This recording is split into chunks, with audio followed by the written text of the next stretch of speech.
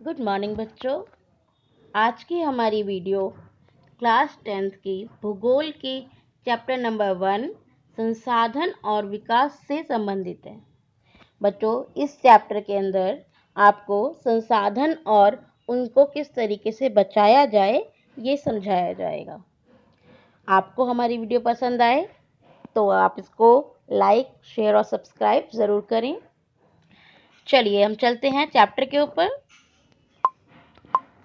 हमारे चैप्टर का नाम है संसाधन और विकास। संसाधन कहते किसे हैं? जो भी चीजें हमारे चारों तरफ हैं, वो सभी चीजें जो हमारी जीवन को जीने में हेल्प कर रहे हैं, वो सभी चीजें संसाधन हैं। जैसे कि क्या कूलर संसाधन है? हाँ, संसाधन है। कूलर, पंखा, गेट, लोहा, घर, दीवार, ईंट, टीचर, इंसान भी संसाधन होते हैं। हाँ जी, संसाधन इंसान भी होते हैं। अगर कहा जाए तो संसाधन के 3 टाइप होते हैं। पहला प्राकृतिक। प्राकृतिक का मतलब है कि जो हमें प्रकृति ने दिया है। दूसरा मानव निर्मित।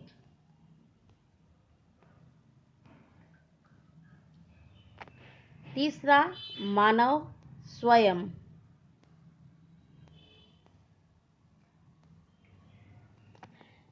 इसका मतलब ये हुआ कि जो संसाधन हमें मिल रहे हैं वो या तो हमें गॉड गिफ्टेड होंगे, यानी कि हमने उन्हें नहीं बनाया, प्रकृति ने दिया है, या तो वो मनुष्य ने बनाए होंगे, या तो खुद मानव होगा। प्राकृतिक संसाधन जैसे कि पेड़ पौधे, जानवर, हवा, सूर्य, जल, सागर, ये सारी चीजें प्राकृतिक हो गई।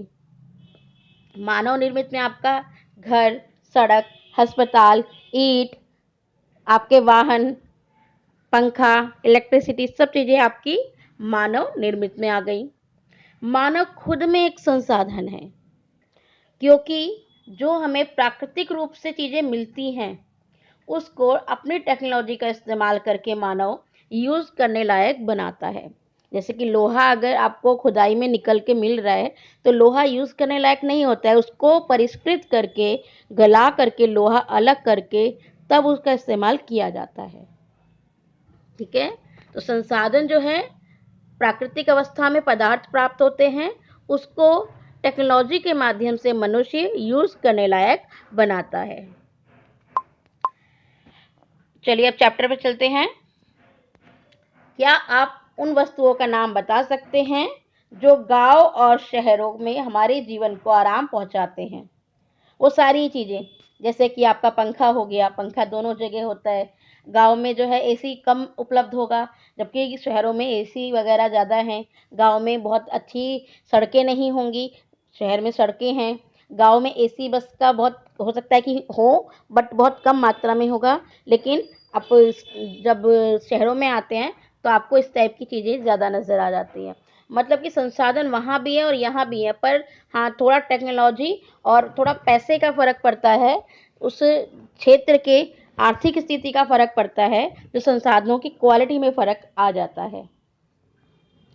ऐसी वस्तुओं की एक सूची बनाइए जिसको आप पदार्थों को बनाने में यूज़ करते हैं। मतलब कि ऐसी वस्तुओं की एक सूची तैयार करें और इनको बनाने में प्रयोग होने वाले पदार्थों का नाम बताएं। जैसे कि आपने सड़क का नाम ले लिया तो सड़क में आप बताएंगे कि किस तरीके से पत्थरों का इस्तेमाल हो रहा है, सीमेंट का इस्तेमाल हो रहा है।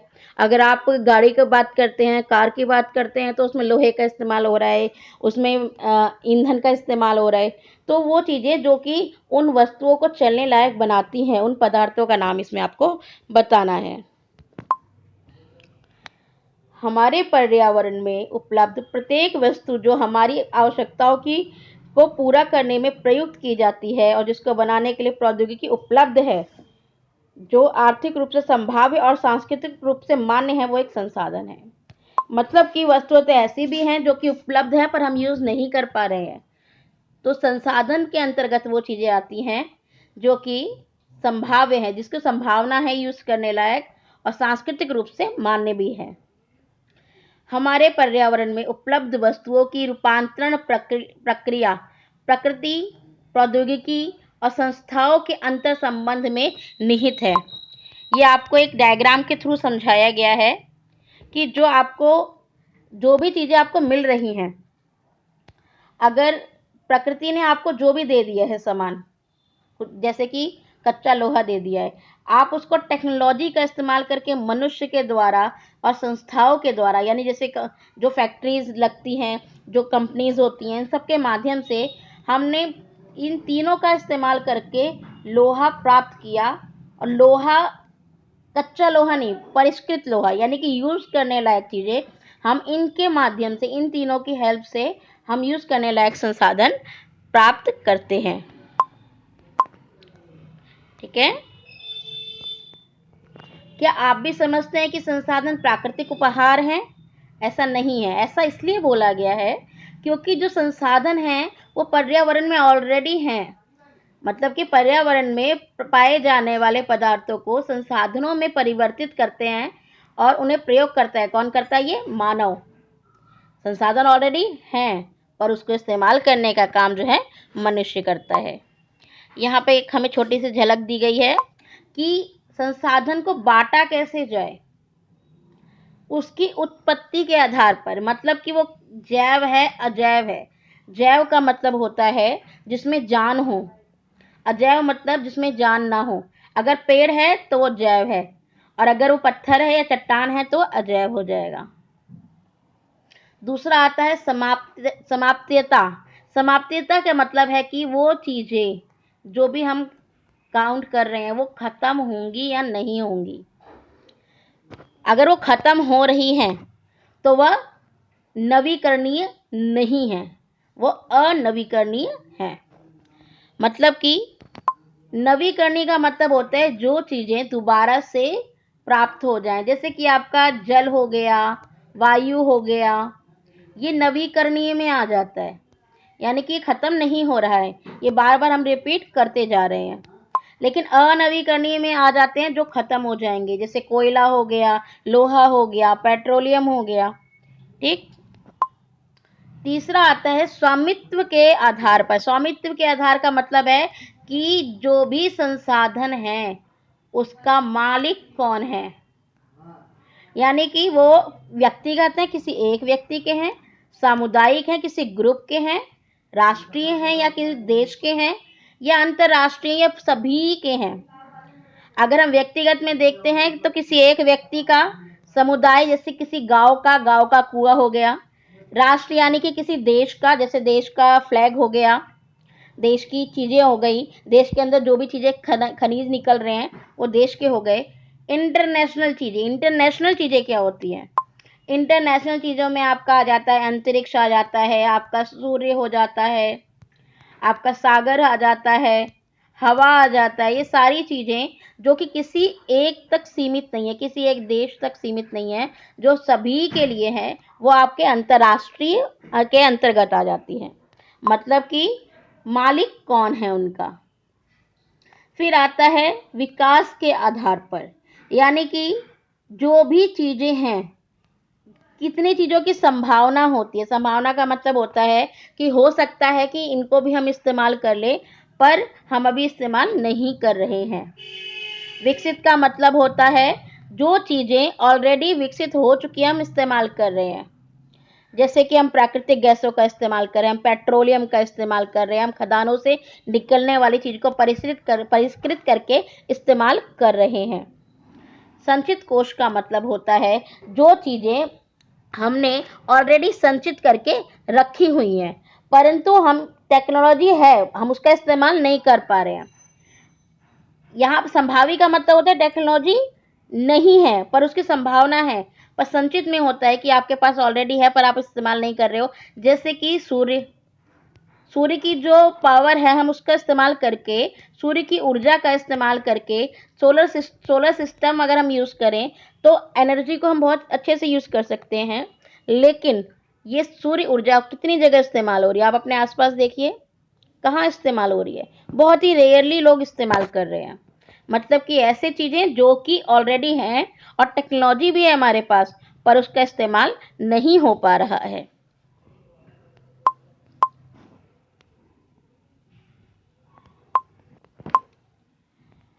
अब चलिए इस डायग्राम पे चलते हैं।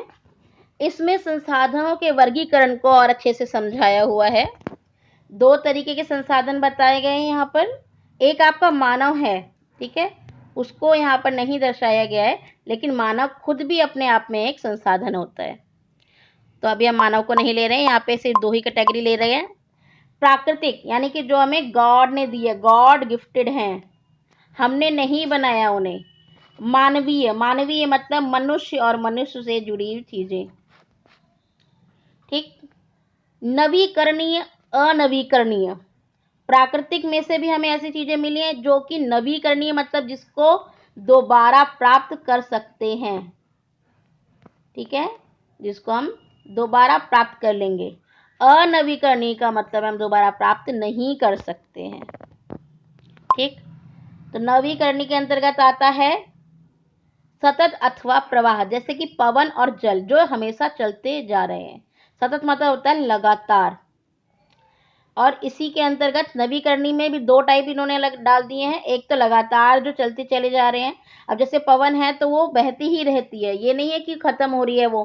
हाँ, उसमें अन्य गैसों का इस्तेमाल आ जा रहा है कि हम लोगों ने जो चीजें इस्तेमाल कर रही है उससे बहुत ज्यादा पॉल्यूशन फैल रहा है, परंतु हवा तो है ही। जैव, जैव में भी दो चीजें आ जाती हैं, एक तो प्राकृतिक वनस्पति, एक वन्य जीव, यानी कि वन यानी कि जितने पेड़ पौधे हैं सारी चीजें, और उसमें रहने वाले जीव जंतु, ये हमारे नवीकरण योग्य हैं, यानी कि ये चीजें खत्म नहीं हो रही हैं। अनवीकरणीय योग्य यानी कि ये चीजें हमारी, अगर हम इसका ढंग से इस्तेमाल नहीं करेंगे तो एक वक्त ऐसा आएगा कि ये खत्म हो जाएंगी। इसमें पुनः चक्रीय जैसे धातु, अचक्रीय जैसे जीवाश्म ईंधन। अनवीकरणीय में भी ऐसी चीजें हैं जिनको दोबारा दोबारा रिपीट किया जा सकता है, जैसे धातु, उसको हम गला के बार बार कुछ ना कुछ बनाते रहते हैं। पुनः चक्रीय, इनको दोबारा यूज किया जाता है। अचक्रीय जैसे जीवाश्म ईंधन, जो चीजें जमीन के अंदर दबी हुई जो है ईंधन बन गई हैं, वो जीवाश्म ईंधन है, जैसे आपका पेट्रोलियम वगैरह। ये चीजें खत्म हो जाएंगी, दोबारा नहीं मिलेंगी। अब हम मानवीय में देखते हैं। मानवीय संरचनाएं एवं संस्थाएं, मात्रा एवं गुणवत्ता। जो मनुष्य है वो अपने आप में एक संस्था लेके चलता है। संस्था का मतलब है कि एक ग्रुप लेके चलता है, धर्म के रूप में, जाति के रूप में, पूरा ग्रुप हो जाता है वो। मात्रा एवं गुणवत्ता, किसी भी देश में जनसंख्या कितनी है ये उसके विकास पर फर्क डालती है। अगर जनसंख्या ज्यादा है तो क्या होगा, बेरोजगारी होगी, गरीबी होगी, हो सकता है कि उनका विकास और भी रुक जाए। लेकिन अगर जनसंख्या जो है वो गुणवान है, गुणवान है का मतलब क्या है, पूरी की पूरी जनसंख्या स्वस्थ है, काम कर रही है, इंटेलिजेंट है, तो वहां पे हम क्या देखेंगे, विकास जनसंख्या ज्यादा होने पे भी बढ़ जाएगा। मतलब कि जो मनुष्य है उसकी काउंटिंग कितनी है, कितने वो हैं और उनकी क्वालिटी क्या है। ऐसा ना हो कि वहां पर सारे बूढ़े और ऐसे लोग हैं जो कि पढ़े लिखे नहीं हैं, जिनके पास ऐसा एक्स्ट्रा ज्ञान नहीं है जिससे कि वो और आगे बढ़ सके, सिर्फ जीवन जी रहे हैं, तो ऐसे में देश का विकास रुक जाएगा। इसीलिए पढ़ना बहुत ज़रूरी है, वो हमें सोचने की क्षमता देता है आगे बढ़ने के लिए, विकास करने के लिए, किसी भी देश के लिए। बच्चों का और वहाँ के मनुष्य का जो कॉग्निटिव लेवल है, यानी कि जो ज्ञान का लेवल है, वो आगे होना चाहिए। इसके साथ साथ उनका स्वस्थ होना भी ज़रूरी है, क्योंकि अगर पढ़ाई कर ली लेकिन स्वस्थ ही नहीं है तो काम कैसे करेंगे, ठीक है। तो मानव संसाधन के बारे में है कि इनका स्वस्थ होना ज़रूरी है। चलिए अब हम आते हैं संसाधनों के प्रकार पे। हमने अभी पीछे भी देखा था संसाधनों के प्रकार, अब इन्हीं संसाधनों के प्रकार को इन्होंने थोड़ा सा और एलैबोरेट यानी खोल करके आपके सामने रख दिया है। सबसे पहला आता है हमारा उत्पत्ति का आधार, यानी कि जो भी संसाधन है वो प्राप्त कहाँ हो रहे हैं, तो इसमें हम देख सकते हैं, एक तो हो गया जैव, एक अजैव, जिसमें जान है, इसमें जान नहीं है, मतलब जीवित और जो जीवित नहीं है उनका डिफरेंस हमें नजर आ रहा है इसमें। ऐसे संसाधन जो कि जीव मंडल से प्राप्त होते हैं जिसमें जीवन है, जैसे मनुष्य जिंदा है, वनस्पति यानी कि पेड़ पौधे, प्राणी यानी सारे जानवर वगैरह सब चीजें आ जाएंगी इसमें, मत्स्य जीवन जो पानी के अंदर है, जो मत्स्य जीवन का आप कह सकते हो, उसमें मछली हो गई, वेल हो गई, सी हॉर्स हो गया, बहुत सारे जानवर होते हैं। पशुधन में आपके सारे जानवर आ जाएंगे, मतलब कि जिसमें भी जान है वो सारे के सारे जैव संसाधन। ऐसे संसाधन जो कि निर्जीव हैं, निर्जीव का मतलब जिसमें जान नहीं है, चट्टानें और धातुएं, ये दोनों के दोनों संसाधन के टाइप में, बस इतना फर्क है कि एक में जान है और एक में जान नहीं है। उसके बाद हम देखते हैं हमारा दूसरा टाइप आता है समाप्तता, यानी कि खत्म, ये खत्म होंगे या नहीं होंगे, इस आधार पे अगर हम बात करते हैं तो ये समाप्ति के आधार पर या असमाप्ति के आधार पर हम इसको काउंट करते हैं। तो पहला टाइप आता है नवीकरणीय योग्य संसाधन। ऐसे संसाधन जिनको रासायनिक या यौगिक क्रियाओं के द्वारा दोबारा से प्राप्त किया जा सकता है, यानी दोबारा से हम इस संसाधन का इस्तेमाल कर सकते हैं, जैसे कि सौर ऊर्जा, पवन ऊर्जा, जल, वन, वन्य जीवन, इन चीज़ों का लगातार प्रवाह बना रहता है, लगातार हमें प्राप्त होते रहते हैं, हम इनका बार बार इस्तेमाल कर सकते हैं, बार बार इस्तेमाल कर रहे हैं और ये खत्म नहीं हो रहा है। ठीक, इसी तरीके से अनवीकरणीय है। अनवीकरणीय का मतलब है कि जो चीजें खनिज हैं, जीवाश्म ईंधन हैं, जिनको बनने में लाखों वर्ष लग जाते हैं, इसमें से भी कुछ पुनः चक्रीय होते हैं, कुछ अचक्रीय होते हैं, मतलब कुछ एक ही बार में खत्म हो जाते हैं, कुछ को हम बार बार इस्तेमाल कर सकते हैं, जैसे कि लोहा है, हम उसको बार बार गला करके कुछ का कुछ बना सकते हैं, लेकिन जो पेट्रोल है आपने एक बार उसको यूज कर लिया तो उसका धुआं उड़ गया, अब नहीं बनेगा वो। तो इस तरीके से जो चीजें खत्म हो जाएंगी वो अनवीकरणीय है, जो चलती ही रहेंगी वो नवीकरणीय है। बात समझ में आ गई आपको? नेक्स्ट टाइप पे चलते हैं हम, सामुदायिक स्वामित्व वाले संसाधन।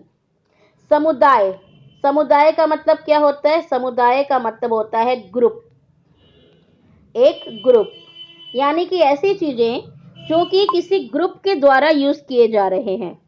जैसे कि अब अगर आप गांव में जाओगे तो वहां पे जो भी भूमि होती है, चारण भूमि यानी कि जहाँ पे लोग चराने जाते हैं जानवरों को, शमशान भूमि जहाँ पे लोगों को जलाया जाता है मरने के पश्चात, तालाब, ये सारी चीजें जो होती है ये पूरे गांव की होती है, किसी एक की नहीं होती। कोई ये नहीं कहता कि मैं अपना पर्सनल शमशान जो है खरीदूंगा, नहीं, वो ऐसी जगह है, वो सबके लिए है। जो भूमि है, जो चारागाह है, वो सबके लिए है। तालाब से किसी एक व्यक्ति के लिए पानी नहीं होता, वो पूरे ग्रुप के लिए है। ठीक, इसके साथ हम सार्वजनिक पार्क देख सकते हैं, जो आपके घर के आसपास आप पार्क देखते हो गवर्नमेंट वाले, ये सारे सार्वजनिक हैं। पिकनिक स्थल हो गए, खेल के मैदान हो गए, ये वहां के रहने वाले लोगों के लिए हैं और ये सामुदायिक हैं, किसी पर्टिकुलर एक व्यक्ति के नहीं हैं। ये एक टाइप हो गया। इसके अलावा आप देख सकते हो एक टाइप हमारा आता है व्यक्तिगत, वो हो गया ग्रुप का, ये हो गया व्यक्तिगत, यानी कि मालिक कौन है। जब हम स्वामित्व के आधार पर देखते हैं तो हम पूछते हैं कि मालिक कौन है। अभी हमने ऊपर क्या देखा? हमने ऊपर देखा एक प्रकार हमारा उत्पत्ति का आधार, यानी कि कोई वस्तु कहाँ से मिली है। दूसरा हमारा हो गया समाप्ति के आधार पर, यानी कि कौन सी चीज खत्म होगी और कौन सी चीज खत्म नहीं होगी। तीसरा टाइप हमारा आता है स्वामित्व का। स्वामित्व का मतलब होता है कि मालिक कौन है, तो ये हमारा हो गया तीसरा टाइप। इसके अंतर्गत आपका व्यक्तिगत आता है। व्यक्तिगत में इसमें किसी पर्टिकुलर एक व्यक्ति का है। जैसे कि आपका घर है, आपकी जायदाद है, जो भी चीजें हैं वो सारी चीजें आपकी खुद की हो। अगर खुद की हैं तो वो व्यक्ति की है, यानी परिवार की होगी। लेकिन अगर वो पार्क है, हॉस्पिटल है, तो वो सारी चीजें क्या हो जाएंगी, वो सार्वजनिक हो जाएंगी, वो सामुदायिक हो जाएंगी। आप अपने घर में किसी को नहीं घुसने देते, यानी कि व्यक्तिगत हो गया। आप स्कूल में किसी को रोक नहीं सकते कि मैं आऊंगी तुम नहीं आओगी, तो ऐसा नहीं है, वो सबका है, तो वो सामुदायिक हो गया। इस तरीके से हमारा एक टाइप और आता है राष्ट्रीय संसाधन। ये भी मालिकाना हक के आधार पर है। जो भी चीजें देश के अंदर है, देश की सरकारों का उसके ऊपर कानूनी अधिकार होता है। जैसे कि हमारे भारत के अंदर जो भी चीजें हैं वो हमारे भारत के लोगों के लिए है। जो भी खनिज पदार्थ मिल रहा है, जो भी जल संसाधन है, जो भूमि है, वन्य जीवन है, जो भी हमारी राजनीतिक सीमाओं के अंदर अंदर है, जो हमारे आसपास, जो हमारी संप्रदा है, जो भी संसाधन है देश के, वो सारे के सारे राष्ट्रीय संसाधन होते हैं। कुछ चीजें ऐसी भी होती हैं जो कि किसी एक देश की नहीं है, वो अंतर्राष्ट्रीय संसाधन कहलाती हैं। जैसे कि समुद्र, समुद्र किसी एक का नहीं है। इसके अलावा आप अंतरिक्ष डाल सकते हो, आप हवा डाल सकते हो, आप सागर डाल सकते हो। ये सारी चीजें जिस पर किसी एक का अधिकार नहीं है, ये पूरे विश्व के यूज करने के लिए है, तो ये चीजें आपकी अंतर्राष्ट्रीय संसाधन कहलाती हैं। बात समझ में आई आपके? एक टाइप आपका उत्पत्ति का आधार हो गया, दूसरा समाप्ति का आधार हो गया, तीसरा आपका हो गया स्वामित्व के आधार पर। अब चौथा टाइप आपका आता है विकास के आधार पर, यानी कि जो चीजें हमारे पास हैं, हम क्या इतनी टेक्नोलॉजी ला पाए हैं कि हम उसका इस्तेमाल कर सकें। इसमें भी कई टाइप हैं। पहला है संभावी संसाधन। ये वो संसाधन है जो किसी प्रदेश में विद्यमान तो होते हैं परंतु उसका उपयोग नहीं किया गया है। मतलब कि यहाँ पर संभावना है, यहाँ पर आपकी संभावना है, लेकिन हम क्या कर रहे हैं, उसका इस्तेमाल नहीं कर रहे हैं। जैसे कि राजस्थान, गुजरात में पवन और सौर ऊर्जा के संसाधन बड़ी मात्रा में उपलब्ध हैं, उनका हम इस्तेमाल कर सकते हैं, परंतु उसका विकास ठीक से नहीं हुआ है। संभावी, संभावी यानी संभावना। ठीक, इसके साथ हम आगे देखते हैं। संभावी एक हो गया, दूसरा आता है हमारा विकसित संसाधन।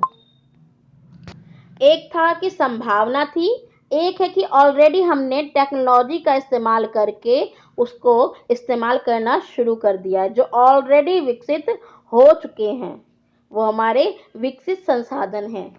जैसे कि हमने देखा कि सौर ऊर्जा का हम इस्तेमाल नहीं कर रहे हैं जबकि उपलब्ध है, लेकिन हम पेट्रोलियम का इस्तेमाल कर रहे हैं, तो पेट्रोलियम हमारा विकसित संसाधन हो जाएगा, यानी टेक्नोलॉजी है और हम उसका इस्तेमाल कर रहे हैं। ठीक, अब आता है भंडार। भंडार में क्या होता है कि आपके पास उसको यूज करने की टेक्नोलॉजी नहीं है। अब जैसे कि आपको पता है जो हाइड्रोजन और ऑक्सीजन है उनको जोड़ दिया जाए तो हमें पानी मिल जाएगा, लेकिन ये दोनों मिलते ही ब्लास्ट कर जाते हैं और हम पानी उसका बनाएंगे तो वो बहुत ही रिस्की काम हो जाता है। तो अभी हमारे पास ऐसी टेक्नोलॉजी नहीं है जिससे कि हम इस के माध्यम से पानी का यूज कर सकें या सबको प्रोवाइड करा सकें। तो मतलब कि भंडार हैं पर टेक्नोलॉजी नहीं है। अब ऐसा आता है कि संचित कोश। संचित कोश का मतलब है कि ऐसी चीजें जिनको हमें पता तो चल गया है, टेक्नोलॉजी भी है, पर हम उसका सीमित तरीके से जो है यूज कर रहे हैं। जैसे कि जल, वन, ये सब संचित कोश हैं। इनका उपयोग भविष्य में किया जा सकता है। आप देखते हो कि जल के माध्यम से विद्युत बनाई जा रही है, यानी कि बिजली बनाई जा रही है। हम इसका आगे चलकर और भी अच्छे से इस्तेमाल कर सकते हैं। तो ये चीज़ें ऑलरेडी हैं और इसका और अच्छे से टेक्नोलॉजी है और भी अच्छे से आगे इस्तेमाल इसका किया जा सकता है। अभी इस्तेमाल टेक्नोलॉजी होने के बावजूद भी हम इसका पूरा इस्तेमाल नहीं कर रहे हैं। तो बच्चों आपको ये समझ में आया?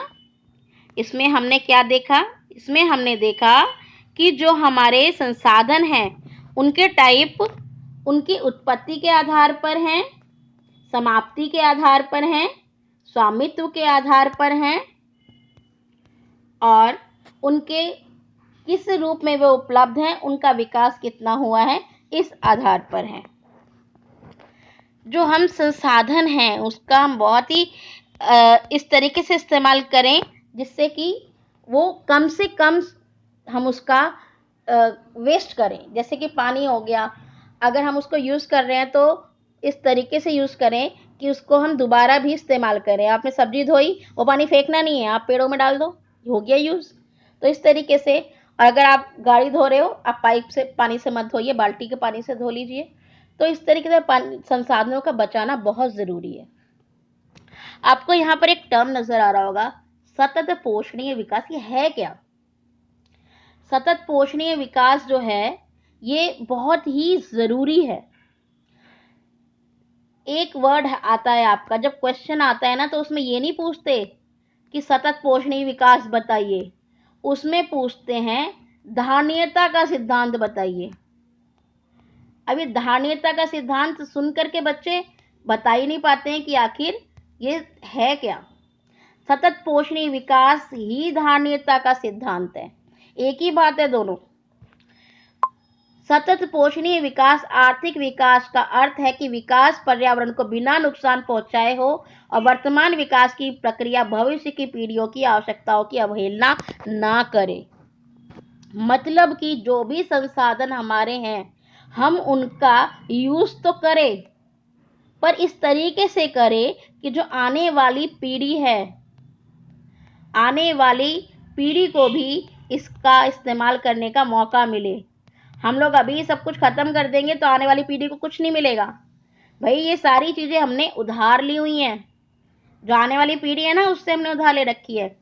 आज का जो पानी है वो हमारा ही थोड़ी ना है, वो तो आने वाली पीढ़ी का भी है। अगर हमने ढंग से इस्तेमाल नहीं करा तो आने वाली पीढ़ी हमें बहुत गालियां देंगी कि भाई देखो कैसा इस्तेमाल किया, हमारे कुछ नहीं छोड़ा। हालांकि ऐसा होने वाला है।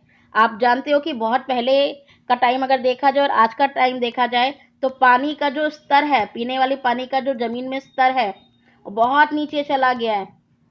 पहले 40 फुट पर आप जो है गड्ढा खोद करके उसमें पाइप लगा करके नल चला सकते थे और आज की डेट में वो 400 फुट 500 फुट इतना तक पहुंच गया है। तो इसीलिए पानी कम होता चला जा रहा है। तो बहुत ज़रूरी है कि हम बहुत सोच समझ के अपने संसाधनों का इस्तेमाल करें।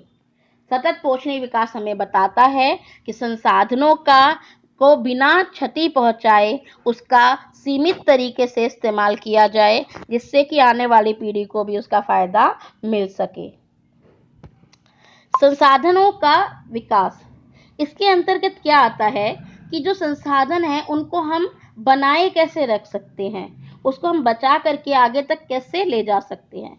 क्योंकि जो मनुष्य है वो अपनी जीवन की गुणवत्ता को बनाने के लिए, बढ़ाने के लिए इसका इस्तेमाल तो कर रहा है, पर वो उसका अंधाधुंध इस्तेमाल करने लग गया है। इसके कारण क्या हो रहा है कि बहुत सारी प्रॉब्लम्स आ रही हैं और वो इसलिए हो रही हैं क्योंकि हम जो बहुत ज़्यादा संसाधन निकाले चले जा रहे हैं, अनलिमिटेड निकाले चले जा रहे हैं, इससे संसाधन कम होते चले जा रहे हैं। और जो संसाधन हैं, अब जिसके पास संसाधन ज़्यादा हैं वो तो हो गया अमीर, जिसके पास कम है वो हो गया गरीब। तो संसाधन किसके पास कितना पहुंच रहा है, इसके कारण भी अमीर और गरीब की खाई बढ़ती जा रही है। जो अमीर है वो चीज़ें खरीद ले रहा है और जो गरीब है उसके पास वो चीज़ें प्राप्त नहीं हो रही हैं। संसाधनों का अंधाधुंध शोषण, हम बहुत ज़्यादा जो है उसका इस्तेमाल कर रहे हैं और जिसके कारण ओजोन परत खराब हो रही है।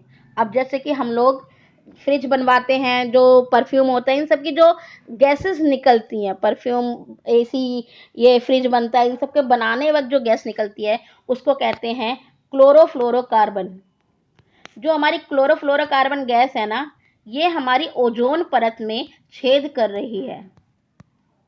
ओजोन परत पता है आपको?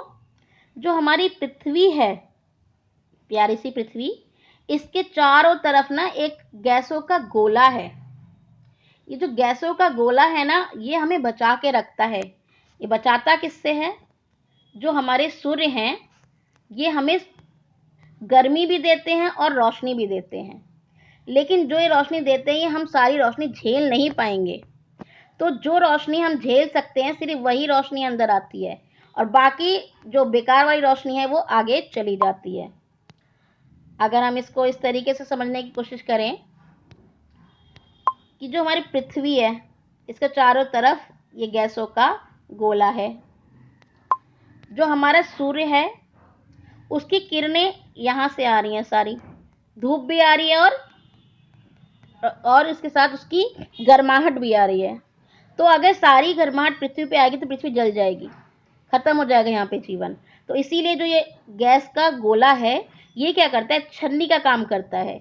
ये उन गैसों को और प्रकाश को, या उस जो गर्मी है उसको अंदर आने देता है, जितनी पृथ्वी को जरूरत है। बाकी को कहता है वापस जाओ, वापस जाओ, वापस जाओ। अब हो क्या रहा है?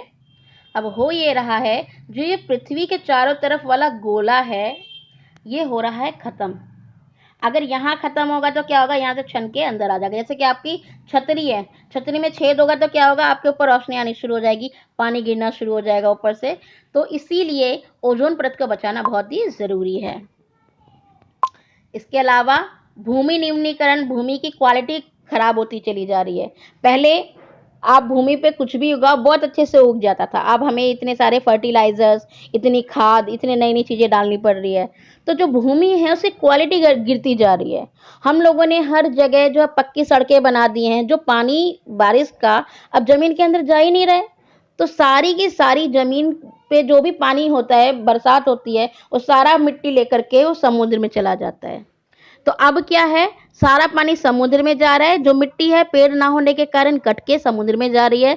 समुद्र का तल ऊंचा हो रहा है और समुद्र के किनारे के क्षेत्र डूब रहे हैं। मतलब कि हमने अपने संसाधनों का सही से इस्तेमाल नहीं करा, इसीलिए इस तरीके की स्थिति सामने आ रही है। मानव की जीवन की गुणवत्ता और विश्व शांति बनाए रखने के लिए संसाधनों का समाज में न्याय संगत बंटवारा जरूरी हो गया है। मतलब कि अगर जो भी हमें चीजें मिल रही हैं, वो हम इतना न्याय संगत रखें। ये नहीं किसी एक के पास बहुत ज्यादा हो जाए, एक के पास कम हो जाए। तो इन सब का तरीका क्या है? योजनाबद्ध तरीके से हम बनाएं, और जो इसका सतत पोषणीय विकास करें। सतत पोषणीय विकास का क्या मतलब है? वस्तुओं का बहुत ही सोच समझ के इस्तेमाल करना, उसको पर्यावरण को बिना नुकसान पहुंचाए, ताकि आने वाली जो पीढ़ी है उसको भी वो चीजें मिल सके। जो हमारा पृथ्वी का पर्यावरण का जो स्तर है, बहुत ही ज़्यादा खराब होने के कारण, क्योंकि जो विकासशील देश हैं, जो विकसित देश हैं, सभी लोग एक होड़ में लग गए हैं कि उन्हें बहुत सारी फैक्ट्री बनानी है, विकास करना है, संसाधन निकालने हैं, खुदाई करके संसाधन निकाले चले जा रहे हैं, फैक्ट्री बनती चली जा रही है, गैस जो है हवा में फैलती चली जा रही है, वातावरण दूषित होता चला जा रहा है। जो हमारी नदी अब इस लायक ही नहीं रह गई है आप उसमें जाके नहाओ, वहाँ पे बहुत ज़्यादा जो है पॉल्यूटेड हो चुकी है वो। तो जो पर्यावरण है उसको अगर हम नहीं बचा रखेंगे, तो एक टाइम ऐसा आएगा कि ऑक्सीजन सिलेंडर लेकर के हमें घूमना पड़ेगा। तो जो पृथ्वी को बचाने के लिए ये पृथ्वी सम्मेलन 1992 में हुआ था, जिसको जो कि रियो डी जेनेरो एक जगह का नाम है ब्राज़ील में, वहाँ पर सभी देश इकट्ठे हुए, ये पूरा सोचने के लिए कि आखिर पृथ्वी को किस तरीके से बचाया जाए। पृथ्वी पर जो कुछ भी हो रहा है, उसको पर्यावरण जो भी खराब होता जा रहा है, उसको हम कैसे बचा सकते हैं। तो रियो डी जेनेरो पृथ्वी सम्मेलन 1992 में हुआ था। और इसका लक्ष्य क्या था? इसका लक्ष्य था कि जो भी संसाधन हैं उनको किस तरीके से इस्तेमाल किया जाए। इसमें एक एजेंडा 21 पर सहमति जताई गई, जिसके तहत ये कहा गया कि जो भी आपको काम करना है वो सतत पोषणीय विकास के अंतर्गत होना चाहिए। अगर आपसे ये कहा जाए कि मतलब कि रियो डी जेनेरो जो सम्मेलन हुआ, जिसको हम पृथ्वी सम्मेलन के नाम से भी जानते हैं, वो हुआ क्यों, किस लिए हुआ, उसका क्या फल निकला, तो आप उसमें बता सकते हो कि जो ये सम्मेलन है, ये सम्मेलन इसलिए हुआ कि जो जलवायु परिवर्तन हो रहा है, इनको रोका जाए। जो पृथ्वी पर बहुत ज़्यादा नष्ट होती चले जा रहे संसाधन, उसको रोका जाए और पृथ्वी को बचाया जाए। इसके लिए कुछ शर्तें भी रखी गई। इसमें कहा गया, जो विकासशील देश हैं, विकासशील का मतलब होता है कि अभी जो देश विकास कर रहे हैं, पूरी तरीके से विकसित नहीं हुए हैं, वो तो थोड़ा बहुत ऐसा काम कर सकते हैं कि अपने को आगे बढ़ाने के लिए संसाधनों का इस्तेमाल करें, और अगर पर्यावरण दूषित हो भी रहा है तो कुछ शर्तों के साथ आप वो काम कर सकते हो। लेकिन जो विकसित देश हैं, उस पर काफ़ी हद तक पाबंदियां लगाई गई। मतलब कि जो हमारे विकसित देश हैं, उन लोगों को कहा गया कि भाई, आप लोगों ने बहुत विकास कर लिया है और विकास करने के चक्कर में आपने पृथ्वी का सत्यानाश कर दिया है, तो आप थोड़ा सा थम जाइए और थोड़ा कम कीजिए, क्योंकि विकासशील देशों को तो आगे बढ़ना है, उनको तो इसका कंपल्सन है कि उनको ज़रूरी ये काम करना ही होगा। यहाँ तक हमारा जो भी हमने पढ़ा उसमें आता है कि संसाधन जो है वो किस रूप में हमारे पास उपलब्ध हैं, हम उन्हें किस आधार पर बांट सकते हैं, उनको बचाना कितना ज़रूरी है, और संसाधनों को बांटा किस किस आधार पर जा रहा है। तो आगे का हम नेक्स्ट वीडियो में पढ़ेंगे, ये वीडियो वरना बहुत लंबी हो जाएगी। ठीक है बच्चों, तो अभी तक हमने जो भी पढ़ा उसको आप साथ में नोट्स बनाते जाइए, क्योंकि जब आप एक बार नोट्स बना लेते हो ना, आपके दिमाग पे छप जाता है और फिर वो जाता नहीं है। आप दिमाग में पढ़ रहे हो, दिमाग में जा रहा है, आपने हाथ से लिख दिया, टाइप हो गया, अब वो दिमाग पर भी टाइप हो जाता है। तो आपको बहुत ज़रूरी है कि जो भी आप पढ़ रहे हो उसको याद भी करते चलो। सिर्फ पढ़ना हमारा लक्ष्य है ही नहीं, हमें तो याद भी करना है, उन चीज़ों को समझना भी है। मतलब कि अगर आप देख रहे हो कि आपने चैप्टर पढ़ा है, तो आपको ये चीज़ें टिप्स पे होनी चाहिए कि भाई उत्पत्ति क्या है, उत्पत्ति के आधार पर क्या है, समाप्ति के आधार पर क्या है, स्वामित्व के आधार पर क्या है, विकास के आधार पर क्या है। तो इस टाइप से आप उनके अलग अलग पॉइंट्स बना लीजिए। एक पैराग्राफ को पूरा पैराग्राफ उठाओ और उसके 2-3 कीवर्ड्स बना लो, वो पूरा पैराग्राफ आपको उन 3 वर्ड से ही याद हो जाएगा। ठीक है बच्चों, अगर आपको मेरी वीडियो पसंद आई हो तो लाइक, शेयर और मेरे चैनल को सब्सक्राइब ज़रूर करें। धन्यवाद।